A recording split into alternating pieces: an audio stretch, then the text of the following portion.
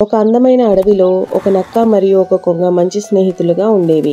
నక్క తెలివైనది, ఆడి పాడే స్వభావం కలిగి ఉండేది. కొంగ మాత్రం సౌమ్యమైనది. వీరిద్దరూ తరచూ కలుసుకుంటూ ఆడుకుంటూ కాలం గడిపేవారు. ఒకరోజు నక్క కొంగను విందుకు ఆహ్వానించింది. రేపు నా ఇంటికి రా, నీకోసం రుచికరమైన వంట చేస్తాను అని ప్రేమగా చెప్పింది. కొంగ ఆనందంతో అంగీకరించింది. అనుకున్నట్లుగానే కొంగ నక్క ఇంటికి చేరింది.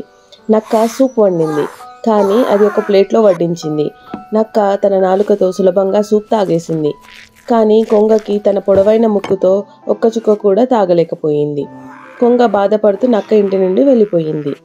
నక్క మాత్రం కొంగ బాధనేమీ పట్టించుకోలేదు. కొన్ని రోజుల తర్వాత కొంగ నక్కకు గుణపాఠం నేర్పాలనుకుని నక్కను తన ఇంటికి విందుకు ఆహ్వానించింది. ఈసారి కొంగ కూడా రుచికరమైన సూప్ వండింది, కానీ నక్క తన నాలుకతో జార్ లోపల ఉన్న సూప్ తాగలేకపోయింది. నక్క ఆకలితోనే తిరిగి వెళ్ళిపోయింది. అప్పుడే నక్కకి కొంగ అనుభవించిన అవమానం అర్థమైంది. తన తప్పు తెలుసుకొని సిగ్గుపడింది.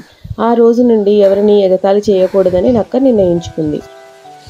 ఈ కథలో మనం నేర్చుకోవాల్సిన నీతి ఏమిటంటే, మనకు ఎలాంటి గౌరవం కావాలనుకుంటామో ఎదుటివారిని కూడా మనం అలానే గౌరవించాలి.